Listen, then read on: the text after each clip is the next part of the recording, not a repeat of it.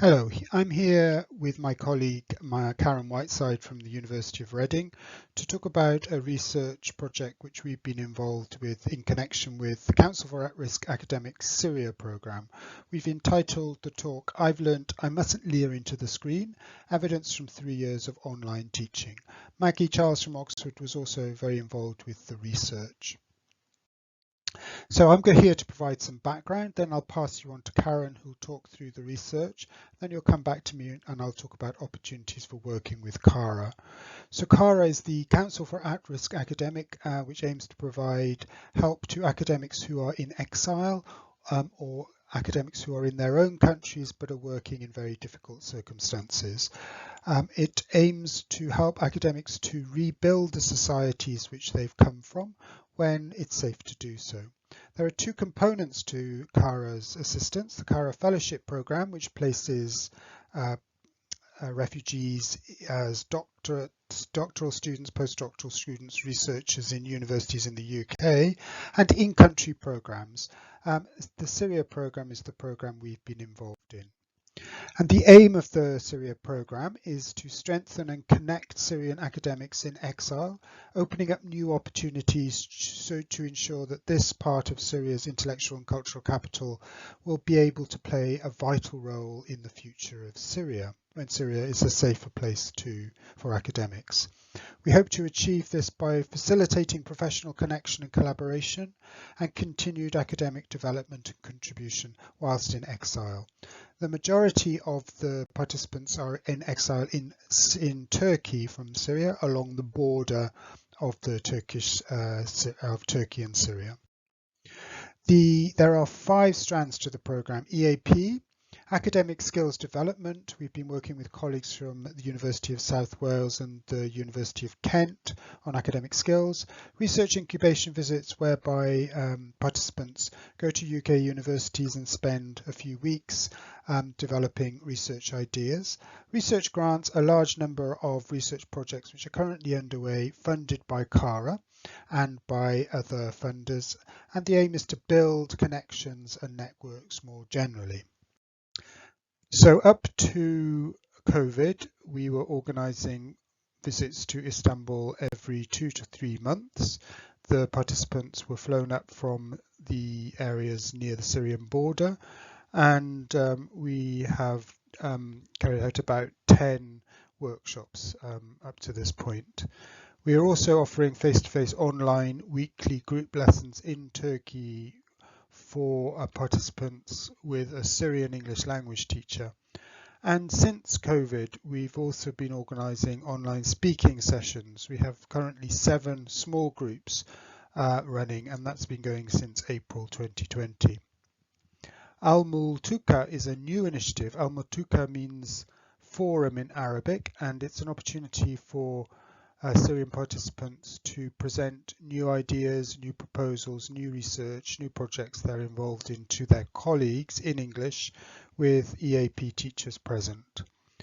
And we also are beginning from April 2021 a foundation course which is about developing research values and skills, academic research values and skills for an international context. That's a totally new initiative.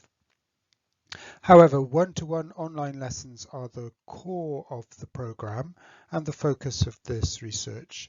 We have around 100 plus academics currently involved in a full range of disciplines. The one-to-one lessons is the focus of our research. We have EAP teachers from around 15 universities paired with Syrian academics, and the commitment from the teacher and the academic is just 1 hour once per week. Some of the pairings have been going on since spring 2017, and now we have around 80 pairings altogether. We have 5 levels ranging from CFR approximately A1 to C1 at the higher level, at level 5. Levels 1 to 3 use course books, but however we are very flexible in the use of those course books. Some teachers decide that they're not so useful and hardly use them. Some of them use them as a basis for their course with their participant. However, levels 4 and 5 select their own material in consultation with their participant. There's little oversight or traditional QA. We see our role as establishing a connection between EAP teachers and academics. And the programme really exists out with the confines of institutions. I'll pass on to Karin, who will talk about the research which we've conducted. Hi, so I'm going to talk about a piece of research that we are in the process of conducting to investigate Cara teachers and their practice, specifically the individual online tutorials. So to contextualize the study, and Michael's talked a bit about this, it's an unusual cohort, displaced people who are mature, experienced academics. It's a long-running online program. We started in May 2017, so it predates by a couple of years the pivot to online teaching and learning that happened in the wake of the COVID crisis. So just to give you an overview of what I will talk about, I'll be looking at the quantitative highlights and some qualitative responses from the data from our questionnaire survey. We asked 33 questions, some of them multi-choice, some of them more open, and we got 57 responses, so 68% of the teachers involved in the online tutoring responded. So first of all, who are the teachers? We asked how many experience they had, and it's a very experienced group of people, with more than 75% of those responding having more than 5 years experience in EAP and over 50% having more than 10 years experience in EAP. And we asked about academic and English teaching qualifications. So 50 of the 55 respondents have a master's degree, 16 a PhD, 15 a graduate certificate in education, 35 the Delta or something equivalent, and 10 had another type of qualification. And we asked what online tutors did in their day job in terms of who they were usually teaching. So a few of our tutors deal mainly with foundation students, a few more deal with undergraduate students, and the majority deal with postgraduate students. And I would imagine a lot of those would be PGT master's students, some of them would be PhD students. And just a small minority are dealing with academics in their day-to-day EAP work. We asked about the differences that teachers found in online versus face-to-face teaching. And we had 23 respondents saying it was very different, 21 saying it was moderately different, and a minority opinion was that it was slightly different, or there were almost no differences. We asked for qualitative comments in relation to this question, and I've turned my camera off now so I'm not obscuring these on the slides. And we got a range of perspectives in terms of how far online teaching is different from face-to-face and how it's different. So much more collaborative, as we rarely use learning material. The difference is not really the modes, but rather the depth and nature of the relationship with the participants. When rapport is built, when good rapport is built, there's almost no difference. Aims are similar, however, online teaching will never be the preferred method. It is valid only where face-to-face teaching is difficult or impossible. Okay, we also asked about differences in pace and content. And the majority of respondents, 36, said the pace is slower online. I cover less material. 18 said the pace was the same, and a small number, 3, said the pace was quicker online.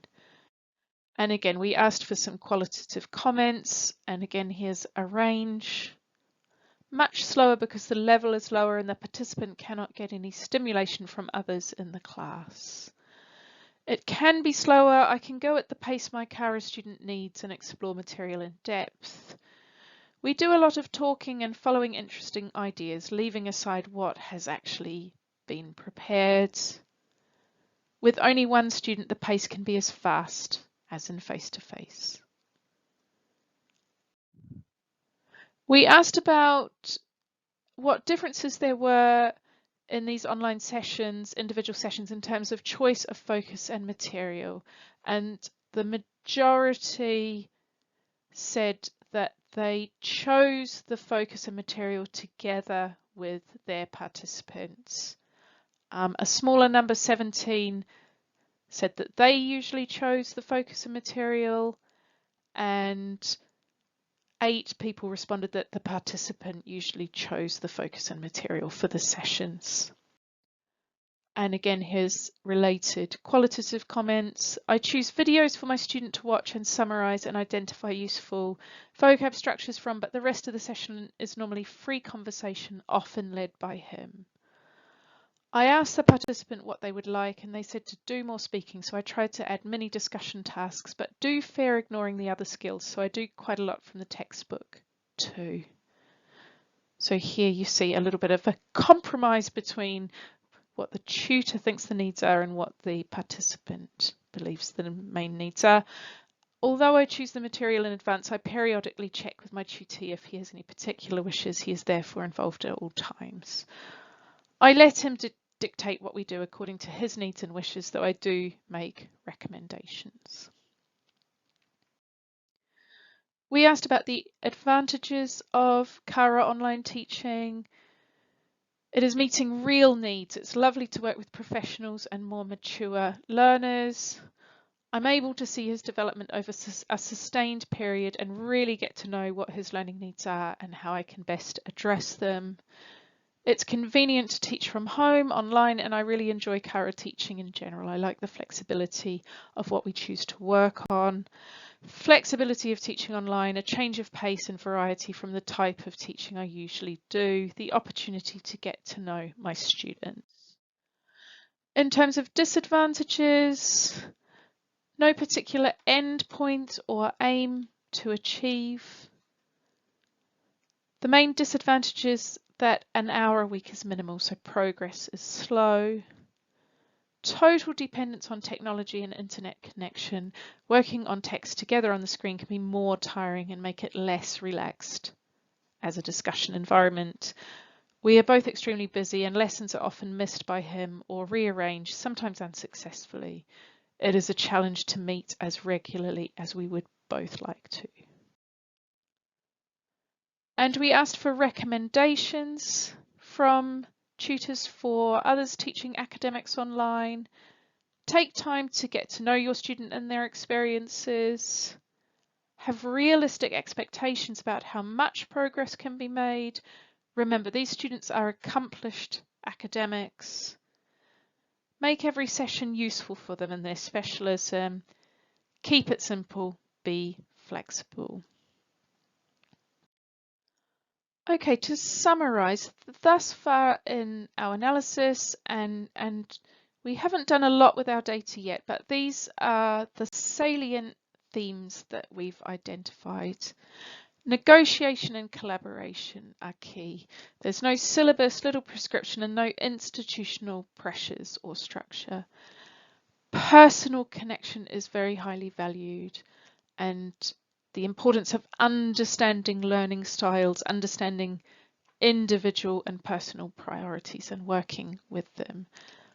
Flexibility, simplicity are both very important, and most people experienced online teaching as having a slower pace, less material being able to be covered than would be in a face-to-face lesson.